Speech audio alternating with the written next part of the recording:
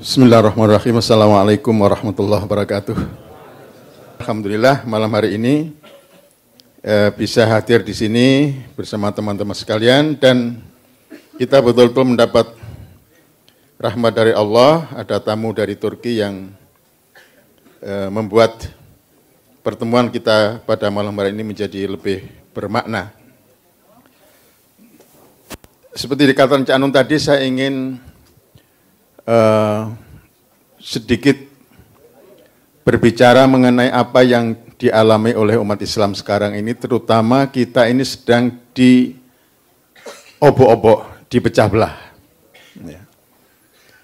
Ya, kalau orang luar mencebelah itu ya biasa, kita tidak bisa protes mereka. Tapi yang menjadi soal kan kita sendiri.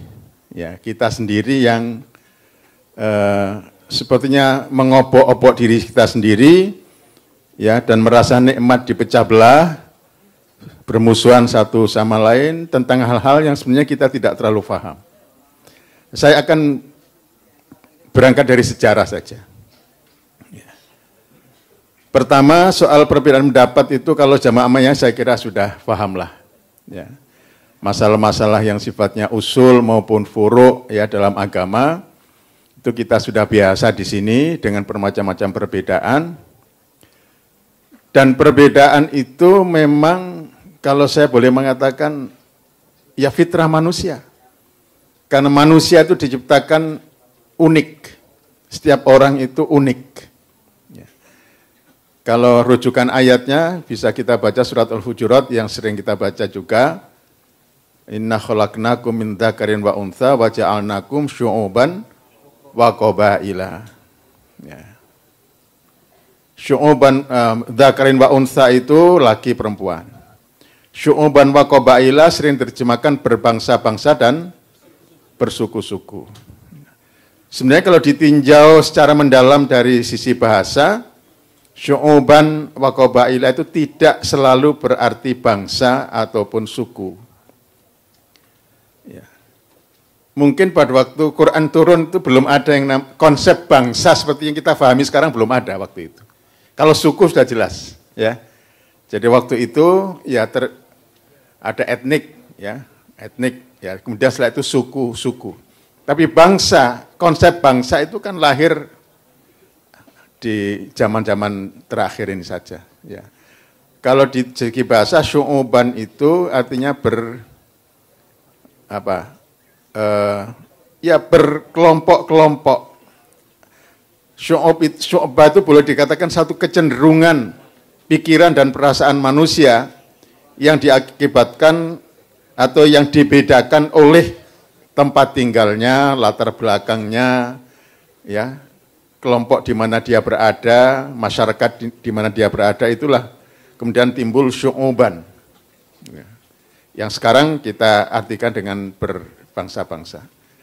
Nah, itu alamiah. Jadi pluralitas itu alamiah, fitriyah, ciptaan Allah. Yang sering kita lupakan adalah lanjutan ayat itu. Lita'a, supaya kita saling mengenali. Nah, ini yang kita susah. Ya.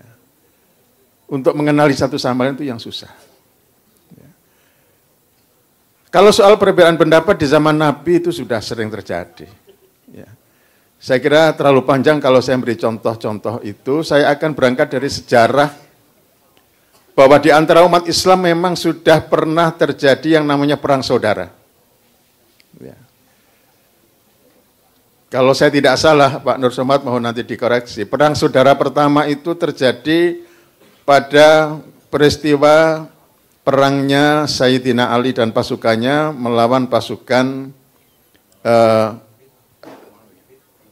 sebelum itu ada Abu Jamal barangkali ya. Ya, Tolha Zubair dan Tolha Ibnu Ubaidillah dan Zubair Ibnu Awam. Plus dengan Ummul Mukminin Aisyah radhiyallahu anha. Di satu pihak melawan Ali bin Abi Thalib. Sebenarnya ini perang kecil ini. Ya, perang kecil. Tapi ada luka. Mengapa? Karena yang berperang itu adalah sahabat-sahabat terkemuka. Yaitu Ali bin Abi Thalib dan pendukungnya melawan Tolha Abdullah bin Zubair dan kemudian Siti Aisyah. Ya. Dan itu berangkat dari sebuah kesalahpahaman, tapi kemudian diprovokasi. Nah, ini peran provokator selalu ada. Ya, selalu ada. Akhirnya terjadilah perang. Tidak usah kita ceritakan panjang lebar soal perang, tapi yang kita ingin pelajari apa? Dari sejarah itu. Kalau dulu ada perang antara Ali dan sahabat lain, yang kita ambil pelajaran apa? Apa itu harus kita kenang terus? Ya, pendukung Ali zaman sekarang tetap harus dendam melawan kepada pendukung Tolha dan Aisyah. Apa kira-kira begitu pelajaran yang kita ambil? Semestinya tidak. Kalau saya punya bapak saya 15 anaknya, saya Cak Nun dan sebagainya. Bapak saya punya adik, contoh saja ini.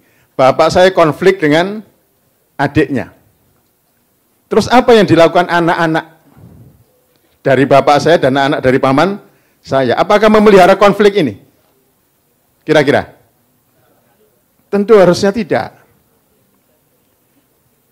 Ya. Tapi yang terjadi pada umat Islam itu dipelihara terus, itu dendam. Konflik itu dipelihara terus. Yang perlu kita ambil pelajaran adalah apa yang dikatakan oleh Sayyidina Ali. Ketika ditanya oleh para pendukungnya, wahai Amirul Mukminin, apakah Tolhah, Zubair, dan Aisyah itu bisa kita sebut sebagai orang munafik? Karena dia sudah memerangi khalifah yang sah, Ali bin Abi Thalib. Ali menjawab, bagaimana kita menyebut mereka munafik? Mereka itu orang-orang yang rajin ibadah, rajin beramal soleh.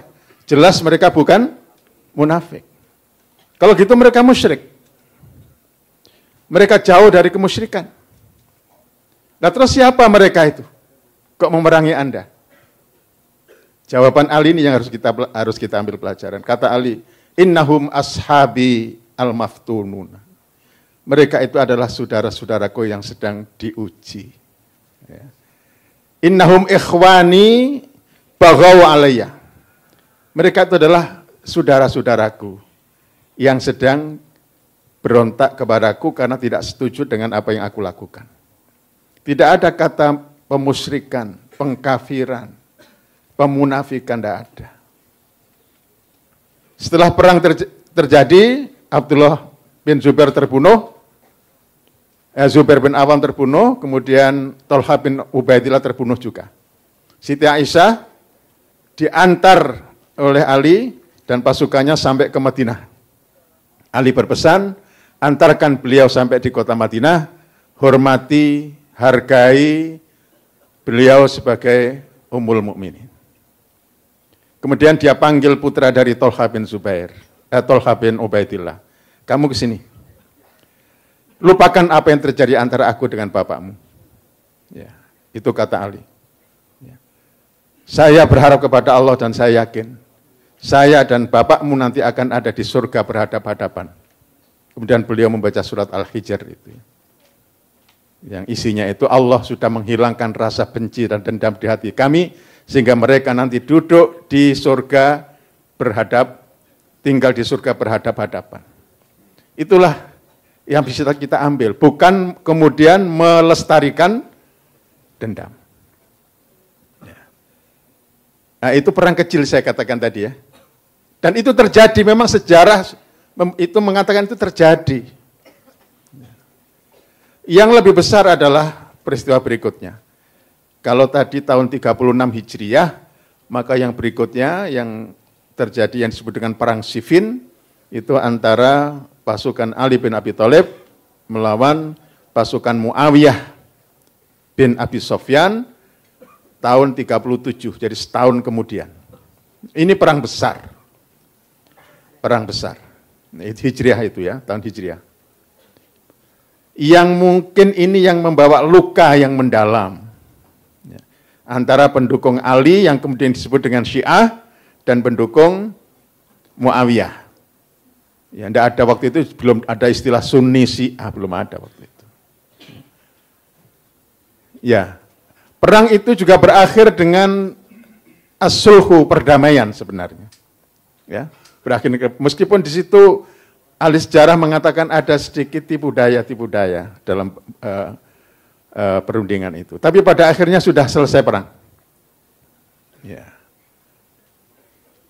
Nah, tapi kemudian orang-orang ekstrim itu tidak rela dengan Ali bin Abi Thalib yang mau berunding, berdamai dengan Muawiyah. Tidak rela. Karena mereka ini musuh bebuyutannya si Muawiyah. Maka kemudian mereka menganggap Ali bin Abi Thalib ini sudah keluar dari Islam. Karena sudah mau berunding dengan musuh Islam. Nah, begitu pandangan mereka. Maka akhirnya mereka merencanakan pembunuhan. Kedua belah pihak. Tapi dilala kersani Gusti Allah, yang terbunuh hanya Ali bin Abi Thalib. Muawiyah tetap hidup dan berkuasa, kemudian membangun yang namanya dinasti Bani Umayyah. Ya. Beberapa tahun kemudian, kalau tadi 37, kalau tidak salah pada tahun 61 Hijriah, itulah terjadi peristiwa yang lebih membakar lagi api dendam di antara pengikut Ali bin Abi Thalib dengan Muawiyah, yaitu peristiwa Karbala. Ya, yang sering kita dengar, di mana Al-Husain bin Ali bin Abi Thalib terbunuh secara kejam. Ya, kalau cerita sejarah macam-macam, benar tidaknya kita wallahu alam. Ada yang mengatakan jasad Ali itu diseret dengan kuda sejauh puluhan kilometer untuk disampaikan kepada Yazid. Ya. Jadi ini yang kemudian menanamkan suatu luka yang sangat dalam di tubuh kedua belah pihak. Apalagi kemudian penguasa pada waktu itu setelah Muawiyah meninggal digantikan oleh anaknya yang namanya Yazid bin Muawiyah. Ini dendamnya kepada Ali bin Abi Thalib itu sudah sampai ke ubun-ubunnya. Puncak dendamnya luar biasa. Sampai dia kemudian mewajibkan setiap khatib Jumat itu menutup khutbahnya dengan caci maki kepada Ali bin Abi Thalib. Wajib. Kalau ada khatib enggak mau itu dipenggal kepalanya. Itu Yazid. Ya. Ini menurut catatan sejarah. Ya.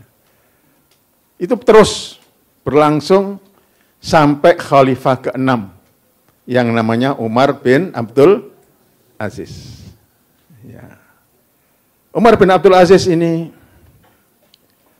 ditanya oleh orang-orang pada waktu itu, bagaimana pendapat Anda tentang perang Siffin? Bagaimana pendapat Anda tentang perang Karbala? Ya. Umar bin Abdul Aziz menjawab, Allah sudah menyelamatkan diriku dari pertumpahan darah itu.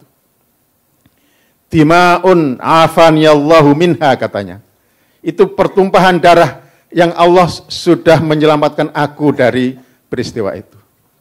Maka aku tidak akan pernah mau mengotori mulutku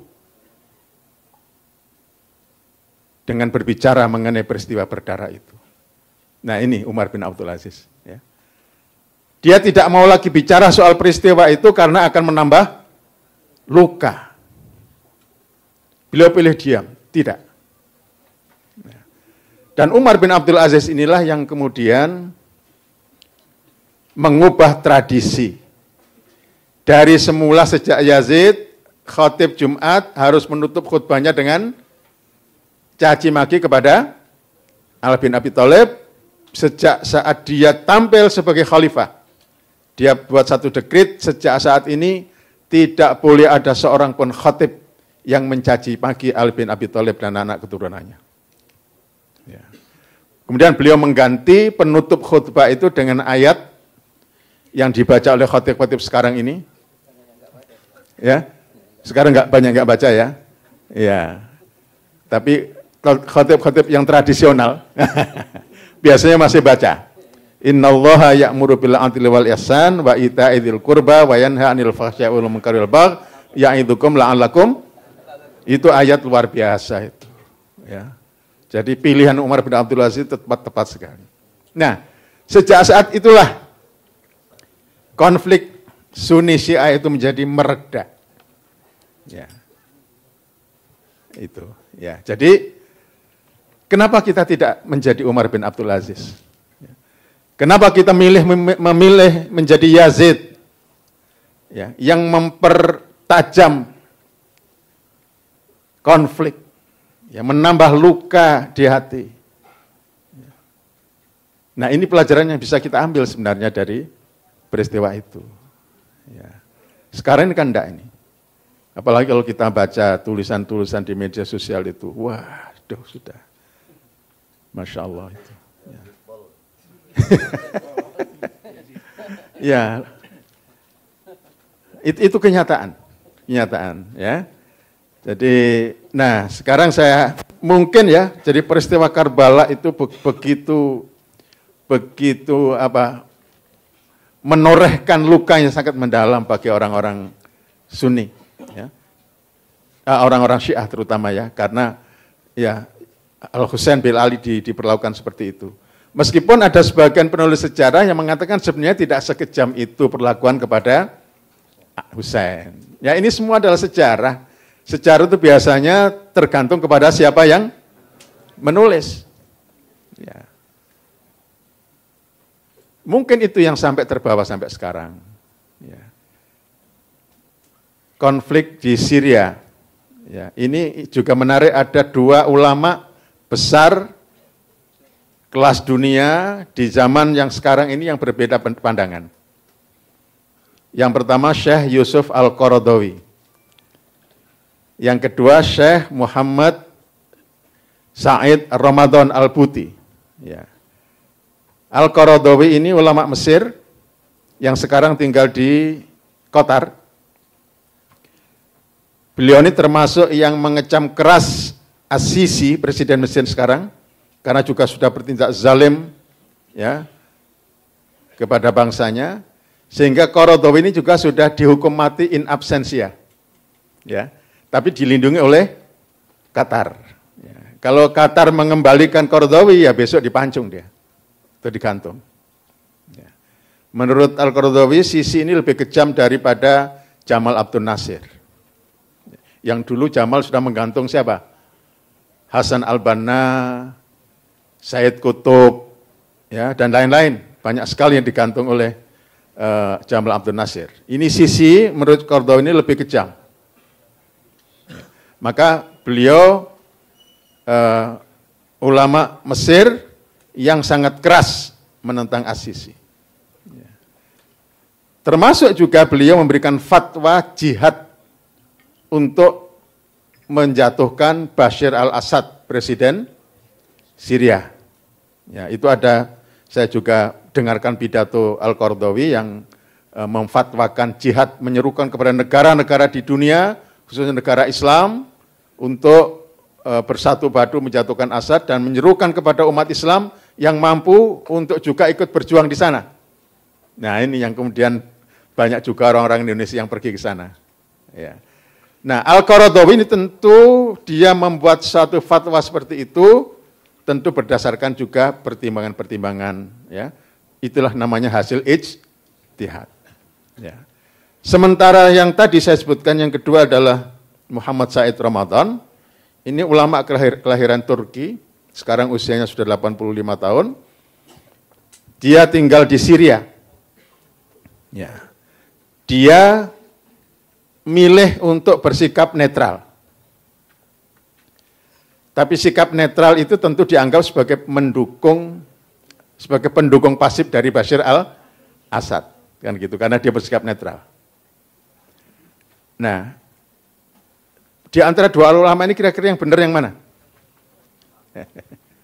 Nah ini, yang benar yang mana? Yang dukung jihad tentu membenarkan si Qaradawi. Ya. Tapi yang tidak, dia mendukung Al-Buti. Ya. Dan karena Buti tidak mau menjatuhkan Hafez al-Assad, maka Buti dituduh sebagai pendukung Syiah. Kan gitu. Nah, disinilah kemudian Al-Buti ini berpidato. saya juga simak itu pengajiannya, itu sebuah pengajian, dia katakan, aku lebih soroha annani sunni. Ya. Saya katakan terus terang bahwa saya ini adalah orang sunni. Dan akidah sunni akan saya bawa menghadap Allah. Saya bawa menghadap Allah. Sampai aku mati nanti. Ya. Tapi, kata Al-Buti, orang-orang yang membuat konflik di negeri Syria ini jangan pernah berharap untuk dapat membenturkan saya dengan saudara-saudara saya, orang-orang Syiah. Nah, ini yang dikatakan oleh Buti. Ya. Jadi saya Sunni, tapi jangan pernah berpikir untuk membenturkan saya dengan orang Syiah. Ini kata Al-Buti. Dalam hal ini, beliau mempunyai alasan. Saya kutip alasannya Al-Buti ini. Saya berharap teman-teman Ahlus Sunnah memahami sikap saya. Karena saya mengambil contoh dari peristiwa Qabil dan Habil. Ya. Peristiwa Qabil dan Habil. Apa ceritanya itu? Qabil berniat untuk membunuh Habil. Ya.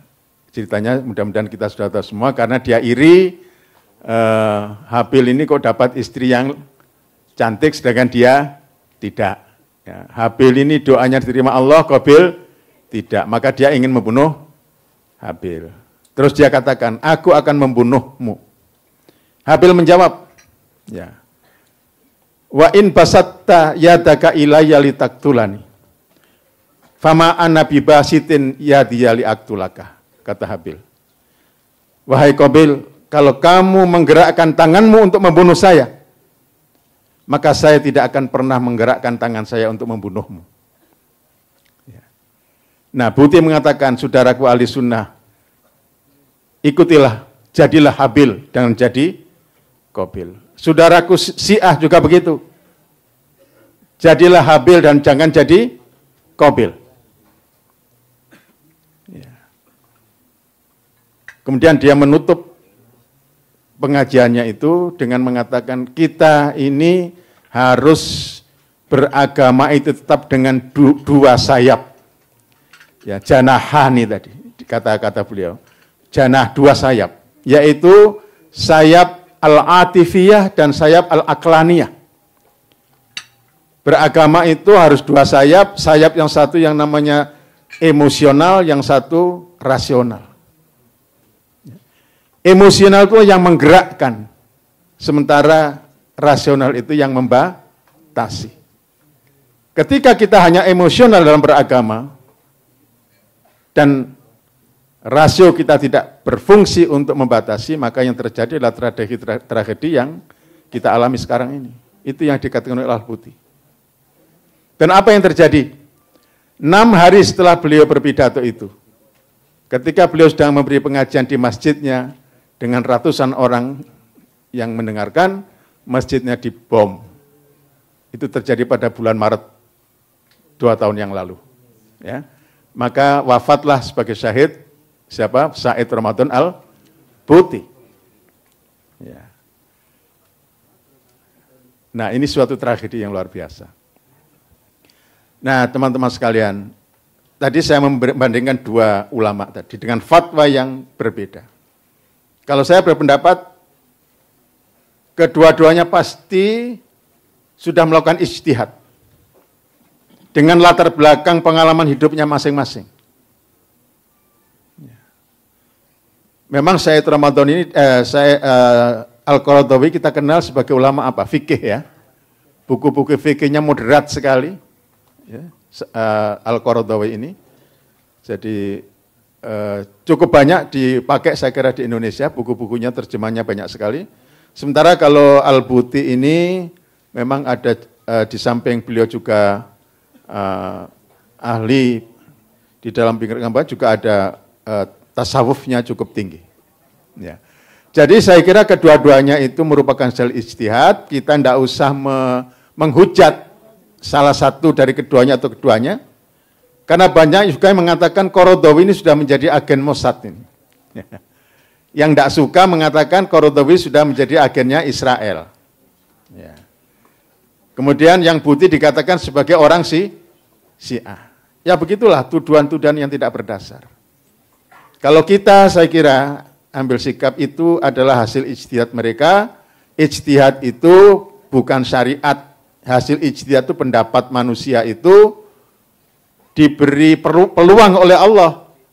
Kalau benar, pahalanya 2, kalau salah, 1. Siapa yang benar di antara keduanya? Saya kira waktu yang akan buktikan nanti. Ya. Sejarah yang akan mencatat. Jadi jangan kita kemudian terbawa-bawa ikut menghujat satu atau yang lain. Karena mungkin kita berbeda pendapat dengan beliau-beliau itu. Ya.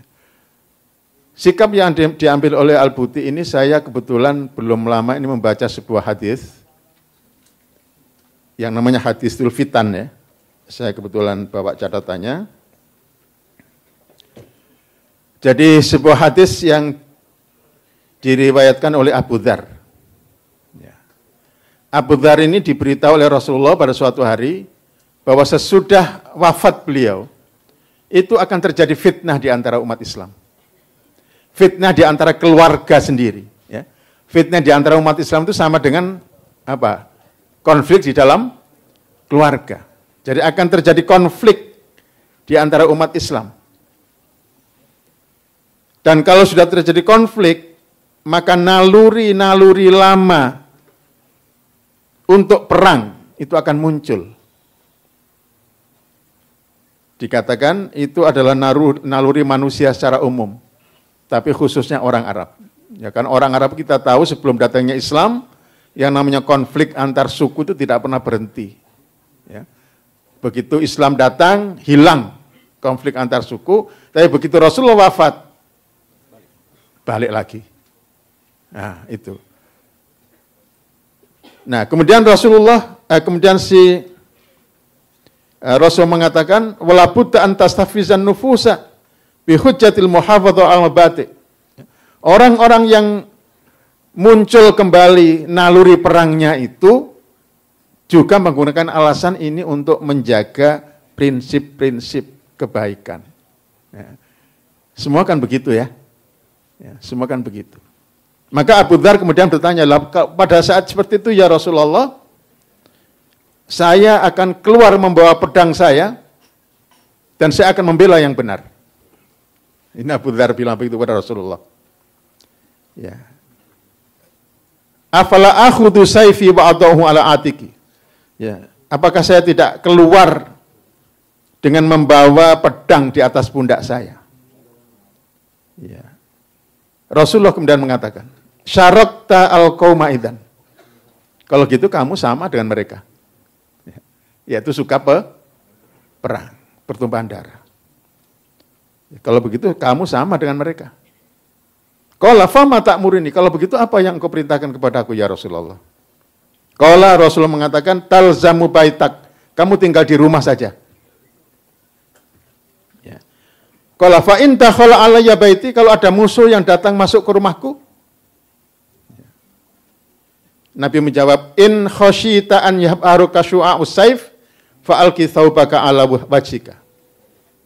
Kalau kamu takut dengan kilatan pedang yang dibawa oleh orang yang masuk ke rumahmu, maka tutuplah wajahmu dengan pakaianmu, dengan kainmu. Supaya tidak apa? Silau dengan kilatan pedang. Artinya jangan melawan, diam. Ya. Ambil sikap pasif. Ya. Wa fi riwayah fa in dakhala ala hadin minkum falyakun ka khaira ibnai Adam. Kalau ada terjadi seperti itu, maka hendaklah kamu memilih menjadi yang terbaik dari dua anak Adam, yaitu Qabil dan Habil. Ya. Mana yang terbaik antara Habil dan Qabil? Tadi sudah kita katakan Habil, yaitu dia tidak akan menggerakkan tangannya untuk membunuh saudaranya. Au liyakunal qatila walal qatil. Lebih baik kamu menjadi yang terbunuh daripada yang membunuh. Nah, ini yang dijadikan dasar oleh Al-Buti itu. Ya. Tentu hadis-hadis seperti ini, ya implementasinya kan lihat situasi dan kondisi. Ya. Jadi oleh karena itu, ijtihadnya Qaradawi mungkin kita anggap salah tapi ada benarnya. Atau benar tapi ada salahnya demikian juga saat Ramadan. Jadi semua itu ada situasi, kondisi yang ikut berpengaruh. Ya. Al-Buti, saya katakan dia mengambil pedoman dari Al-Quran tadi dan juga hadis ini yang dia mengatakan liyakunal qatila lal qatil. Lebih baik kau menjadi yang terbunuh daripada yang membunuh. Ya. Jadi para teman-teman jamaah sekalian, ini saya kira intinya kalau menurut saya. Kita harus belajar dari sejarah. Kita tahu memang sudah terjadi perang saudara sedemikian hebatnya dulu. Tapi kalau kita mengambil pelajaran dari sejarah, ya, bukan kemudian kita melestarikan dendam itu, tapi bagaimana kita memupus dendam itu dan menciptakan suatu kehidupan yang lebih baik sehingga jangan terulang lagi peristiwa-peristiwa seperti itu. Dan inilah saya kira yang selama ini kita Jamaah Ma'iyah ini selalu belajar untuk menjadi umat penengah yang dimanapun kita berada selalu berusaha menjadi pihak yang meredam, bukan membakar. Kalau kita belum bisa memperbaiki, paling tidak kita tidak ikut merusak. Kalau kita belum bisa mempersatukan, paling tidak kita tidak menambah-nambah permusuhan. Itulah yang harus kita ambil. Ya. Meskipun barangkali sikap seperti ini agak, kalau sekarang nggak usum gitu ya. Usumnya sekarang kan orang saling menghujat. Ya, ini tidak usum ini. Ya. Waktu Padang Bulan kemarin, ya, Kiai Zambil menjelaskan tentang al-ghuraba, orang-orang asing, orang-orang aneh. Tapi kalau kita baca Al-Quran, memang ketika Al-Quran mengatakan aktsarun nasi, kebanyakan manusia, itu apa kira-kira? Aktsarun nasi la ya'lamun, aktsarun nasi la yu'minun, aktsarun nasi la yashkurun. Coba lihat tuh. Tidak ada aktsarun nasi kok baik-baik, itu aktsarun nasi mesti negatif. Ya, aktsaruhum fasikun, aktsaruhum yajhalun, aktsaruhum mu'ridun, la yaqilun, la yasmaun. Ya. Jadi memang kita jangan kemudian lah semua orang begini. Kita harus begini, tidak. Memang dikatakan di dalam Al-Qur'an itu kalau qalilun itu yang baik-baik. Wa qalilun min ibadiyas syakur. Ya, hanya sedikit orang-orang yang pandai bersyukur. Ma amana minhu illa qalil. Sing percaya iku mek titik. Yang percaya itu hanya sedikit. Ya, kemudian adalah wa qalilun minal akhirin, thullatun minal awalin wa qalilun minal akhirin. Yang masuk surga itu kok orang dulu-dulu banyak, tapi orang zaman sekarang itu qalilun, sedikit. Ya, mudah-mudahan kita termasuk sedikit. Ada orang berdoa di Ka'bah, Allahumma ja'alni minal qalil, Allahumma ja'alni minal qalil, gitu ya. Ya Allah, jadikan aku termasuk yang sedikit. Umar ini heran, ini kamu ini berdoa kok seperti itu, apa maksudnya? Maka kemudian dia membaca ayat wa qalilun min ibadiyas syakur. Umat baru sadar, oh iya ya, ada Quran seperti itu ya. Ya. Jadi tadi Cak Nur memberi contoh, kata-kata itu harus difahami apa inti pesannya, apa yang ada di baliknya. Orang kalau tidak serantanan biasanya gampang marah, kan gitu ya. Ya termasuk Umar itu juga kadang-kadang juga rodok gerusa-gerusu, temperamennya tinggi. Suatu kali dia ketemu seorang sahabat. Kaifa asbahta ya Abal Yaman? Gimana kabarmu pagi ini ya Abal Yaman? Abul Yaman ini jawab, asbahtu wallahi akrahul haqqa wa uhibbul fitnata wa ashhadu ma la arahu wa ahfadhu laisa bi makhluqin wa usalli bi ghairi wudu'in wali fil ardi ma laisa lillahi fis sama. Umar ini langsung marah dia, pulang mau ambil pedang. Orang ini harus dipenggal kepalanya. Kok bicara sembarangan, gitu ya. Coba dia katakan, gimana kabarnya pagi ini? Wallahi, pagi ini saya sangat benci kepada al-haq. Saya suka kepada fitnah. Ya, saya bersaksi tentang sesuatu yang aku tidak lihat. Saya menghafal yang bukan makhluk. Ya. Saya sholat tanpa wudhu. Dan saya punya sesuatu yang Allah tidak punya. Coba. Umar ini. Marah ini Umar. Pulang dia mau ambil pedang ketemu Ali bin Abi Thalib. Umar, kok wajahmu marah gitu, ada apa ini pagi-pagi? Ini Ibnul Yaman ini kurang ajar katanya. Dia sudah berkata, saya tanya baik-baik gimana keadaanmu pagi ini, dia menjawab, wallahi asbahtu akrahul haqqa. Ya, demi Allah saya pagi ini tidak suka kepada al-haq. Kata Ali, yang benar toh. Benar gimana? Al-mautu haqqun. Mati itu adalah hak. Jadi dia enggak suka mati. Ya. Yang kedua, ana akrahul fitnah, ana uhibbul fitnah. Aku suka fitnah. Ali membacakan ayat, innama amwalukum wa auladukum fitnah. Hartamu, anakmu itu fitnah. Ya. Kan benar dia menyukai harta, menyukai anak. Ya. Ahfadhu laisa bimakhlukin. Apa maksudnya ini?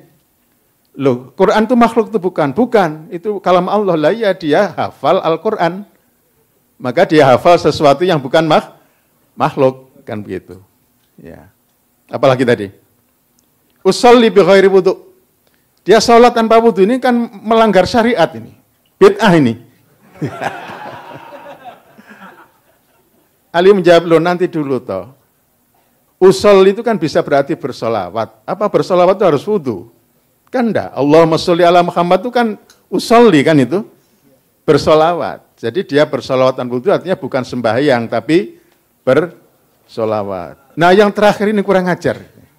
Masa dia bilang dia punya sesuatu yang Allah tidak punya? Lah ya benar. Dia punya istri, Allah enggak punya kok. Jadi itulah ya. Luar biasa Ali bin Abi Thalib memang. Nanti dikatakan Syiah saya ini memuji Ali ini. Ya, jadi tenang gitu ya. Kalau belum paham itu tanya dulu kan gitu ya.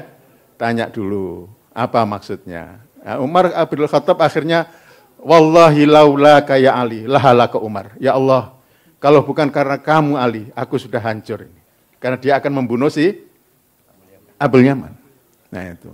Itulah Umar bin Khattab. Orang keras, tapi dia mau mendengar orang lain.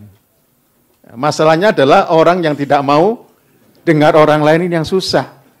Bener-bener dewe. Nah itu. Jadi saya kira yang harus kita tanamkan pada kita semua. Ya. Kita punya pemahaman yang luas, kalau ada perbedaan di antara kita, ya jangan gampang-gampang kita kemudian menuduh, apalagi tuduhan itu sampai ke tingkat yang bisa mengenai diri kita sendiri. Misalnya tuduhan kafir, tuduhan syirik, ya itu semua tuduhan-tuduhan yang sangat berbahaya. Ya. Saya selalu mengatakan, jangan gampang-gampang menuduh orang lain syirik, bid'ah, sesat. Ya. Tapi kalau ada orang lain menuduh kita syirik, sesat, bid'ah, jangan keburu kemudian mengatakan ini bukan bid'ah, ini bukan syirik. Tapi kita pelajari, jangan-jangan saya memang syirik, jangan-jangan saya memang bid'ah. Jadi kepada orang lain jangan mudah menuduh, tapi kalau kepada orang lain menuduh jangan kita gampang menolak, harus kita pelajari ya supaya kita selamat. Karena kata Al-Hikmah, untuk mengetahui diri kita itu yang sebenarnya, dengarlah apa yang dikatakan oleh musuhmu. Dengarkanlah apa yang dikatakan oleh orang yang tidak suka kepadamu. Karena boleh jadi di antara yang dia katakan tentang dirimu itu, ada yang benar. Oleh karena itu maka tenang, ya jangan gampang marah kalau dituduh orang, tapi juga kita jangan gampang-gampang menuduh orang lain. Ya. Itu saya kira beberapa hal yang secara singkat saya kira inti-inti dari yang bisa saya sampaikan. Mudah-mudahan nanti bisa diperluas lagi pemahamannya oleh Ustadz Nur Somad dan juga Cak Nun. Kurang lebihnya mohon maaf. Assalamualaikum warahmatullahi wabarakatuh. Oke, silakan untuk tanya jawab, silakan beberapa orang. Satu silakan langsung maju, Mas. Ya, Mas, langsung maju karena mikrofonnya di sini. Yang saya tanyakan untuk dua syekh kita, Ustadz. Dulu waktu saya kecil, bapak saya pernah bilang, percuma kamu syahadat, percuma kamu sholat, percuma kamu syahadat kalau kamu nggak sholat, seperti itu. Terus dalam pikiran saya, loh kok bisa ya? Ya iyalah, dia bilang. Terus kalau kamu nggak sholat, nanti kepala kamu bisa jadi binatang, seperti itu. Tapi kalau kita lihat, kalau kita kembali ke zaman dahulu-dahulu seperti itu, kan ada namanya teles yang kalau kita lihat dari di sana ada yang gejala-gejala listriknya ada seperti itu. Terus yang menemukan listrik Michael Faraday, terus Alessandro Volta, sama yang menemukan bola lampu Thomas Alva Edison. Dari orang-orang itu, kalau kita kaji dari hukum seperti itu, mereka orang kafir seperti itu. Tapi kalau etikanya kan itu sudah Islam sekali seperti itu. Karena Islam menurut saya itu yang saya lihat, yang saya pelajari dari Islam sekarang adalah bagaimana cara menahan ego dan bagaimana cara kita mencintai. Cuman itu yang saya pelajari dari sana. Jadi yang saya tanyakan adalah yang disebut Islam itu seperti apa? Syarat untuk orang itu disebut Islam seperti apa? Cuma itu, syarat orang itu disebut Islam seperti apa? Mungkin cuma itu. Terima kasih. Assalamualaikum warahmatullahi wabarakatuh. Ya, waalaikumsalam warahmatullahi wabarakatuh. Silakan berikutnya, Mas. Assalamualaikum warahmatullahi wabarakatuh.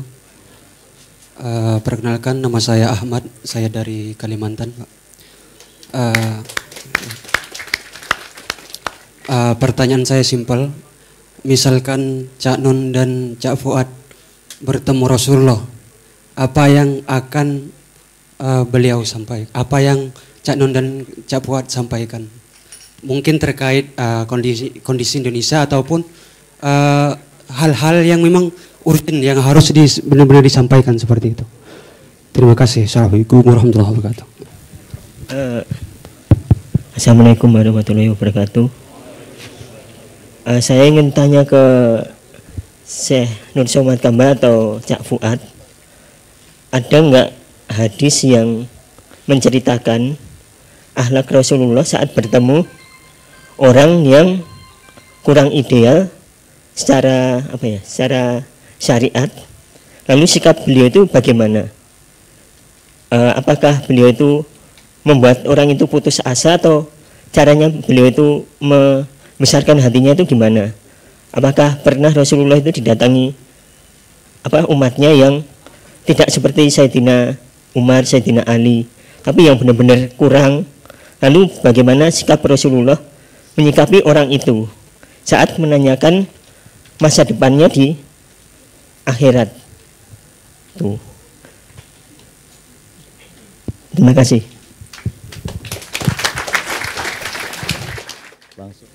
Jadi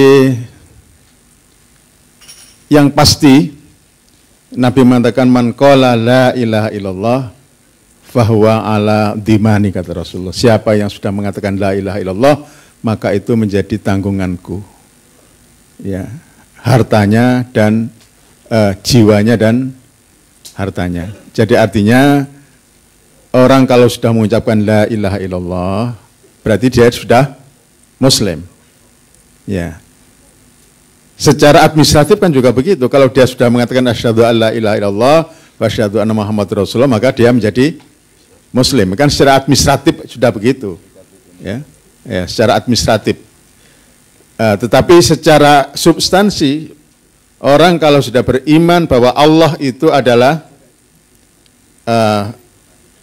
Tuhan satu-satunya, ya la ilaha illallah, ya itu yang berlaku secara universal. Kemudian untuk umat yang dalam sudah Muhammad, sudah lahirnya Muhammad, sudah diutusnya Muhammad, ditambah dengan wa asyhadu anna Muhammadar Rasulullah, kan begitu, ya.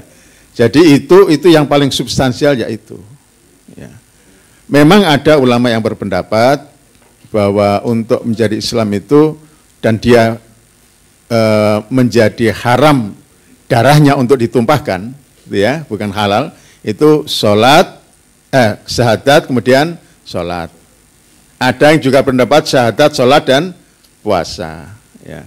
Tetapi menurut yang saya baca, ya yang paling substansial ya tentunya mengucapkan la ilaha illallah. Ya. Ketika ada seorang sahabat pada waktu Fathu Makkah, ya, saya tidak ingat betul apakah Khalid bin Walid atau sahabat yang lain membunuh seseorang. Ya. Padahal orang itu sudah mengucapkan syahadat. Ya. Nabi marah. Ya. Lalu sahabatnya menjawab, dia itu mengucapkan syahadat karena hanya takut sama kita. Dia hatinya tidak bersyahadat. Nabi tambah marah. Kok kamu tahu hatinya orang? Ya. Tidak ada yang tahu hatinya orang kecuali Allah. Kita manusia ini ya apa yang lahir. Kalau dia sudah mengucapkan la ilaha illallah Muhammadur Rasulullah, maka dia menjadi seorang muslim. Baru setelah itu ada kewajiban-kewajiban dari seorang muslim. Ada yang pokok, ya, ada yang cabang-cabang, ada yang ranting-ranting. Ya. Jadi ketika saya mengatakan seperti ini bukan berarti jadi yang penting pokoknya syahadat, soal sholat, zakat dan sebagainya nggak penting, bukan begitu. Ya. Tetapi yang paling substansial untuk membedakan seorang itu muslim atau tidak ya syahadatain. Ya.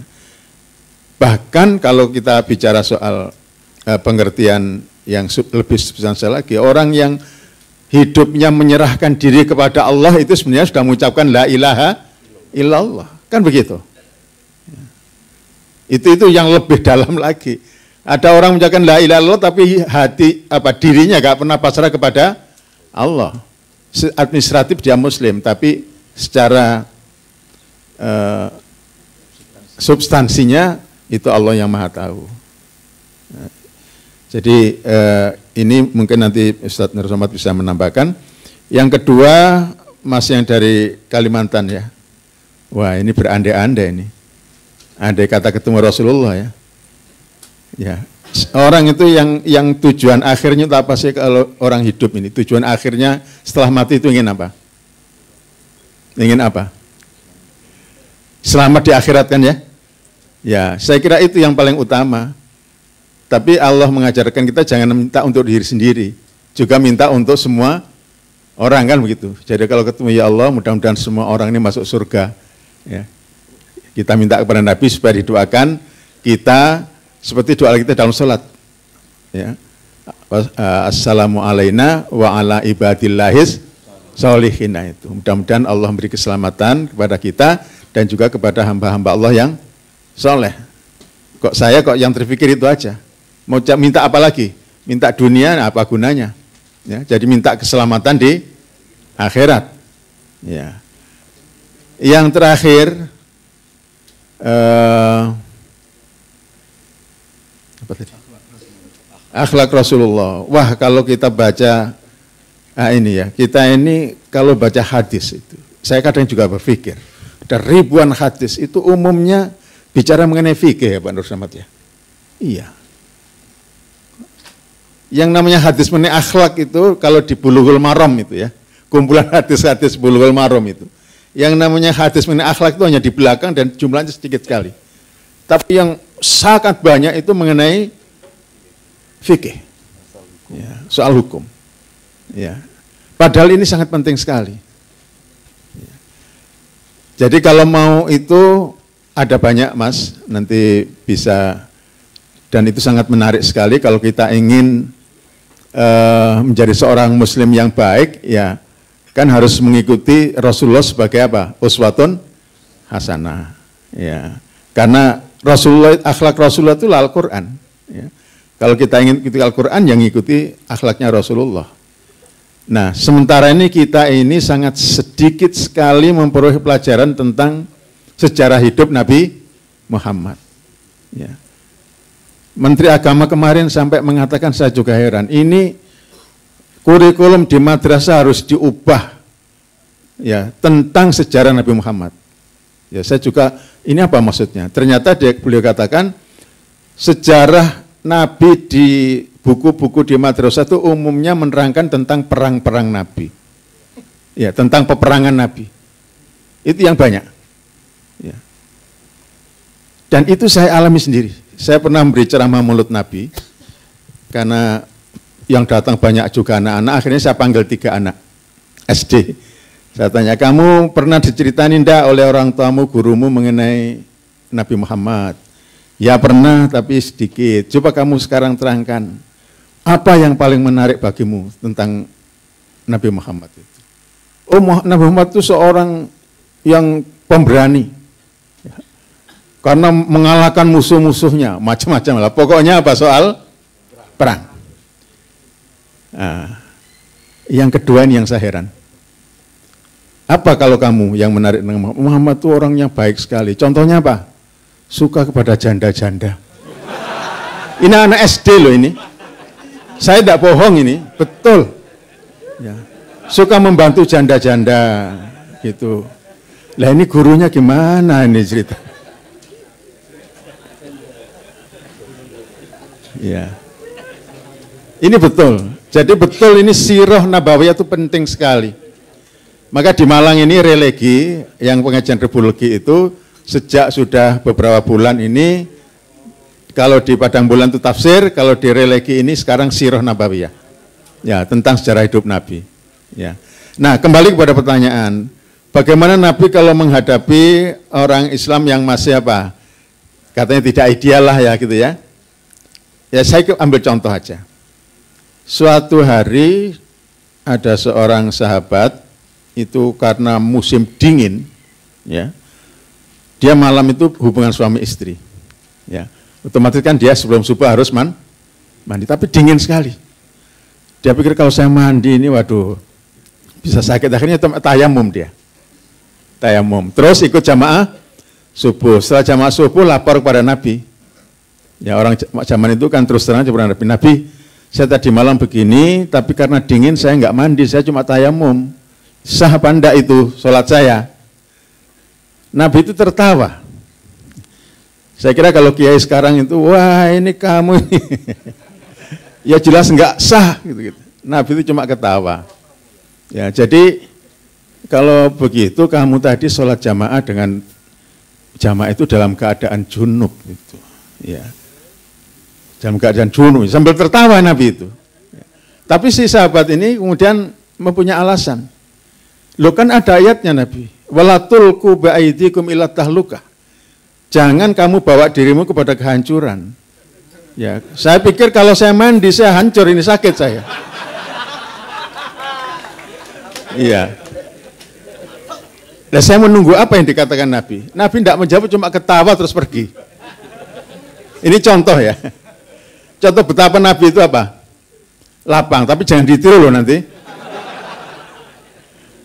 Jangan ditiru, ini untuk menggambarkan betapa Nabi itu apa? Lapang, ya. Jadi ad-dinu yusrun kan begitu ya, agama itu mudah, meskipun ya jadi gampang-gampang ke, gitu ya. Tapi inti pesannya apa dari hadis ini? Bahwa Nabi itu tidak bersikap apa? Keras, ya, kaku, ya, kepada umatnya. Ketika ada dua orang berbeda pendapat, Nabi juga begitu. Umar bin Khattab ditanya, Umar, kamu kalau sholat malam gimana? Saya kalau sholat malam ya tengah malam, setelah bangun tidur saya sholat malam. Ya. Terus Abu Bakar, kalau kamu, saya sholat malamnya itu sholat witirnya sebelum tidur. Ya, jadi saya sebelum tidur sholat isya, sholat sunnah, setelah itu sholat witir 3 rakaat. Mengapa begitu? Saya takut nanti malam nggak bisa bangun. Gitu. Lah Umar, apa kamu enggak takut nanti malam enggak bisa bangun? Umar jawab, enggak. Pokoknya saya itu kalau sudah bertekad, ya, saya masih bisa bangun. Ya. Kira-kira gimana Nabi menanggapi dua cara ini? Nabi mengatakan, Abu Bakar, kamu ini orang yang hati-hati. Umar, kamu ini orang yang punya tekad yang kuat. Jadi kedua-duanya itu dipuji. Ya. Dan contoh-contoh seperti ini banyak sekali. Ya. Ada seorang pembantunya Rasulullah itu suatu kali disuruh oleh Rasulullah ke suatu tempat. Di tengah jalan ketika dia lewat di rumah seorang sahabat, dia melihat istri dari sahabat itu sedang menuju ke kamar mandi dalam keadaan yang tidak tertutup seluruhnya. Ada yang terbuka. Nah, dia melihat keadaan seperti itu, dia tidak terus lewat, tapi malah mandeng gitu ya, berhenti. Nah, ini kesempatan ini. Tapi setelah itu dia sadar. Dia sadar, ya Allah, saya sudah melakukan satu dosa besar. Akhirnya dia pergi ke gunung, tidak mau pulang kembali kepada Rasulullah. Berhari Rasulullah mencari kemana ini anak ini, gitu ya. Kok sudah 3 hari nggak pulang. Akhirnya Umar, Abu Bakar, dan yang lain disuruh cari. Coba cari dia. Ternyata dia memang melarikan diri ke gunung, dan setiap pagi, kata penggembala di situ, itu berteriak-teriak mohon ampun kepada Allah. Hanya karena apa tadi? Mandeng beberapa detik saja. Terus akhirnya dibawa pulang. Cerita kepada Nabi seperti itu. Oh, cuma begitu. Ya, kamu baca Rabbana atina fid dunya hasanah wa fil akhirati hasanah wa qina adzabannar. Dosamu akan diampuni oleh Allah. Ini enggak mau orang ini. Dosa saya lebih besar daripada Rabbana atina ya Nabi. Nabi mengatakan, loh ayat Allah Rabbana atina itu lebih besar dari dosamu. Enggak, saya masih merasa berdosa. Ya sudah, kamu pulang dulu sana. Ternyata dia itu berhari tetap mikir dosa itu sampai kurang lebih seminggu. Tidak kembali kepada Rasulullah. Lalu Nabi kemudian datang ke rumah itu dengan para sahabat dan mendapati dia dalam keadaan sakit keras. Ya. Ditanya oleh Nabi, yang kamu minta ini apa? Kok sampai kamu itu sakit keras seperti ini? Saya hanya minta ampunan Allah. Nabi mengatakan Allah mengampunimu. Ya. Allah mengampunimu karena kamu sudah merasa salah, sudah bertobat. Ya. Masih juga belum bisa terima orang ini. Akhirnya turun malaikat Jibril. Ini malaikat Jibril datang untuk memberitahukan kepada orang itu bahwa Allah sudah mengampuni, sehingga ada hadis yang mengatakan, andai kata kamu datang kepada Allah dengan dosa seluas bumi, tapi kamu mohon ampun kepada Allah dengan tidak membawa kemusyrikan, maka aku akan datang membawa ampunan seluas bumi. Nah, turunnya hadis itu karena peristiwa ini. Maka setelah diberitahu begitu, orang ini kemudian mau menerima dan akhirnya meninggal. Ya. Jadi Rasulullah itu begitu memberikan harapan besar kepada umatnya, terutama ampunan Allah. Ya. Nah, ini kalau kisah si sahabat ini, kalau tidak salah namanya Sa'labah itu, sampai digambarkan waktu penguburannya. Ya, waktu penguburannya. Itu Nabi di kuburan itu jalannya jinjit. Ya. Para sahabat setelah selesai penguburan tanya Nabi, tadi saya lihat Anda di kuburan itu jalannya apa? Jinjit, tidak menapak begini, kenapa? Nabi menjawab, kalian tidak tahu. Kuburan itu penuh malaikat. Sehingga tidak ada tempat saya untuk berpijak. Sehingga saya jinjit. Karena penuhnya kuburan dengan malaikat yang menghormati si Sa'labah yang mati dalam keadaan bertaubat kepada Allah Subhanahu wa taala dan dia sudah ampuni oleh Allah. Nah, ini salah satu kisah Mas. Jadi kita kalau melihat orang yang kita anggap belum mengamalkan agama dengan baik, itu tugas kita apa? Tugas kita apa? Mengingatkan. Ya. Ada orang bertanya, gimana hukumnya orang Islam nggak sholat? Tanya kepada Syekh Mutawalli Asy'arawi. ya seorang yang sangat tersohor di Mesir. Gimana Pak Kiai hukumnya orang Muslim tapi tidak sholat? Jawabnya Syekh Mutawalli Sya'rawi, hukumnya kamu wajib mengajak dia untuk sholat. Nah ini luar biasa ini. Jadi gitu, hukumnya kamu wajib ngajak dia untuk sholat. Bukan, wah dia tidak Muslim, bukan begitu. Ya. Syekh Muhammad Al-Ghazali menulis dalam bukunya, suatu kali dia mengingatkan tetangganya yang pemabuk. Ya. Beliau tanya, kapan kamu ini berhenti mabuk? Gitu ya. Orang itu menjawab sambil menangis, Syekh, doakan saya supaya saya bisa meninggalkan minuman keras. Itu jawab dia. Maka Syekh Muhammad Al-Ghazali ini langsung seperti kata beliau, tertusuk. Ya. Dirinya itu seperti ditusuk-tusuk karena jawaban itu. Mengapa? Beliau berkata, orang ini ya, yang hidup di lingkungan yang memang tidak beragama. Dia dulu dilahirkan dalam lingkungan yang tidak beragama. Tapi dia punya kesalahan, dia menangis mohon ampun kepada Allah, minta didoakan menjadi orang baik. Sementara kita ini, kata Muhammad Ghazali, yang sudah sejak kecil beragama, sekarang hidup di lingkungan orang beragama, seringkali kita membuat kesalahan tidak pernah merasa salah. Tidak pernah mohon ampun kepada Allah. Nah ini Syekh Muhammad Al-Ghazali. Jadi barangkali ini semua bisa menjadi pelajaran bagi kita. Ya, itulah akhlak Rasulullah. Ya. Jangankan orang yang belum, orang-orang kafir aja oleh Nabi itu ya, diladeni dengan sangat sabar. Ya, diladeni dengan sangat sabar. Apalagi dengan sesama orang yang sudah beriman. Mungkin sudah sering ceritakan mengenai cerita Nabi dengan pengemis Yahudi yang sampai meninggalnya Nabi. Ya, orang Yahudi itu tidak tahu bahwa yang setiap pagi memberi dia makan itu adalah Muhammad Rasulullah. Ya, sehingga setiap kali Muhammad datang memberi makanan, karena saking baiknya si orang ini, maka si pengemis tadi mengatakan, kamu ini orang baik, oleh karena itu saya beri nasihat, kamu jangan ikut-ikut jadi pengikutnya Muhammad. Ya. Ya saya pesan betul, jangan kamu jadi pengikutnya Muhammad. Padahal yang diberitahu adalah, dan sampai akhir hayat beliau, tetap setiap pagi ba'da subuh memberi makan orang Yahudi itu. Buta, orang buta itu. Ya. Nah ini terbongkarnya setelah wafatnya Rasulullah. Abu Bakar tanya kepada Aisyah, Aisyah, aku ini bapakmu sekarang menjadi khalifah Rasulullah. Menurut pendapatmu aku ini sudah pantas, sudah bisa enggak ngikuti akhlak Rasulullah itu?